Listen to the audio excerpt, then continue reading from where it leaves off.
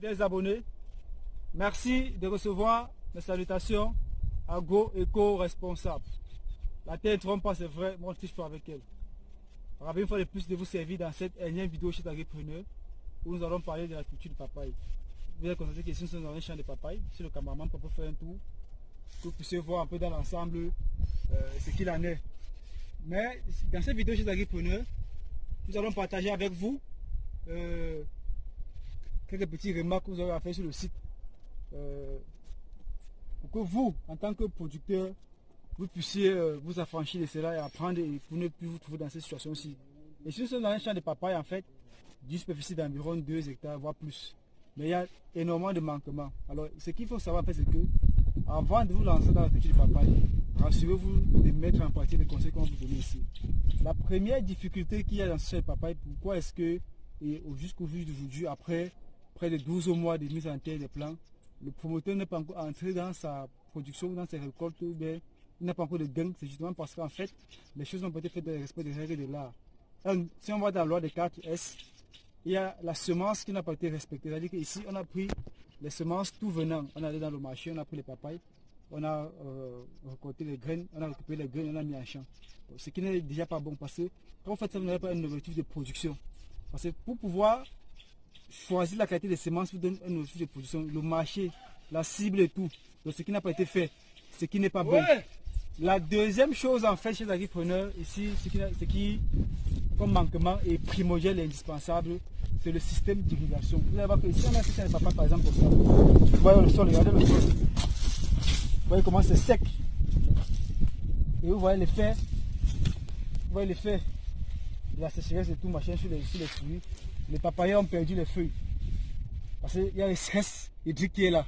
Et maintenant, lorsque c'est comme ça, quand il y a moins de feuilles, la plante ne peut pas fabriquer la photosynthèse et par conséquent, ça va se répercuter sur les fruits. Ça, c'est la deuxième des choses. Et maintenant, chez les agripreneurs, il y a aussi l'aspect sanitaire. Regardez les fruits. Vous voyez comment les fruits sont attaqués. Vous voyez comment les fruits, il y a les champignons là qui ont attaqué les fruits.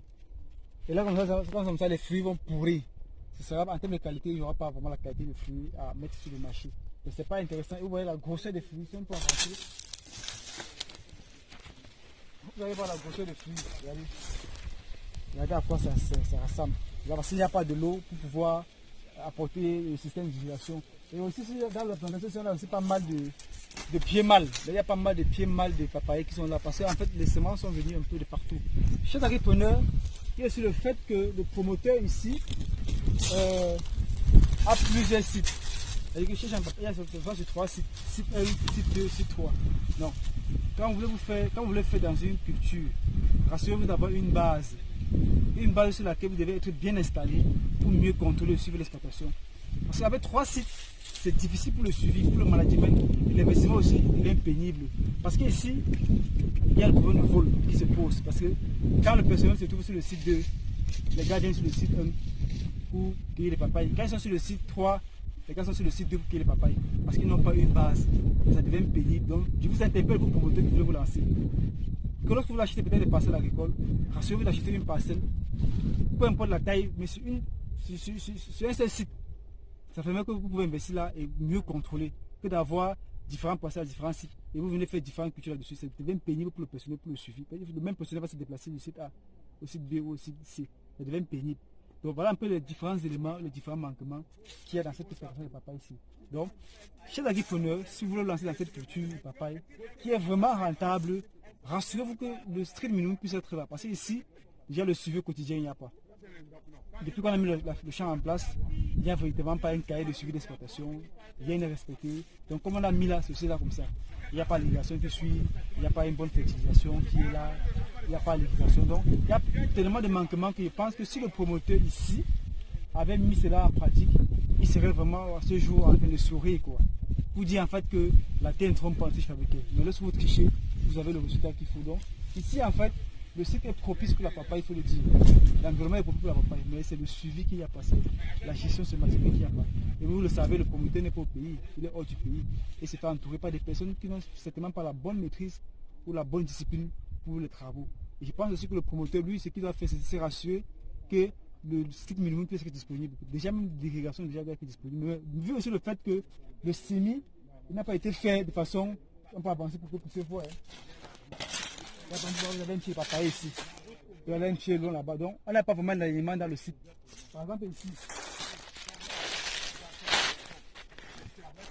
Regardez. On a 2 plants par bouquet. Ici, là, finalement, on ne sait même pas quel type de semis on a fait ici. Même s'il faut faire un système d'irrigation, ça va devenir compliqué. Parce qu'il faut au moins pouvoir faire un système d'irrigation que lorsqu'on va apporter l'irrigation, que ce soit l'irrigation goutte à goutte.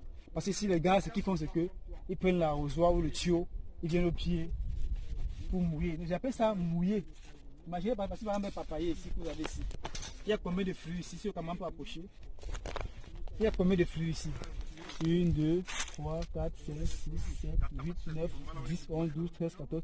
Environ 15 fruits. À ce stade-ci, ce plant a besoin vraiment d'eau, vraiment de nutriments pour que les fruits puissent s'accroître, puissent grandir et mieux se développer. Donc, si ce n'est pas fait, ça fait qu'on n'aura pas un rendement de qualité. Donc, il faut bien pouvoir apporter ces éléments et aussi qu'on puisse avoir de l'eau. Mais si vous voyez donc, si vous venez peut-être avec juste un tuyau, vous mettez de l'eau, vous avez l'impression que c'est arrosé. Mais c'est juste mouillé parce qu'à la surface, ce sera mouillé, mais en profondeur, il n'y aura pas de l'eau. Et donc, c'est vraiment ça, avec le soleil qui frappe là, l'évapotranspiration va davantage être négatif pour l'irrigation. Et en plus, avec le nombre de plants qu'on a ici, demandez aux gars de venir à la main faire ça. C'est pénible, c'est archaïque, ça n'avance pas. Ils vont prendre toute une journée pour faire ce travail, ils n'ont même pas fini. Et ce n'est pas un travail qui sera bénéfique. Donc, il est important de mettre vraiment les moyens en jeu pour pouvoir faire ce dont vous êtes sûr de conduire jusqu'au bout. Ça vous a dit quoi?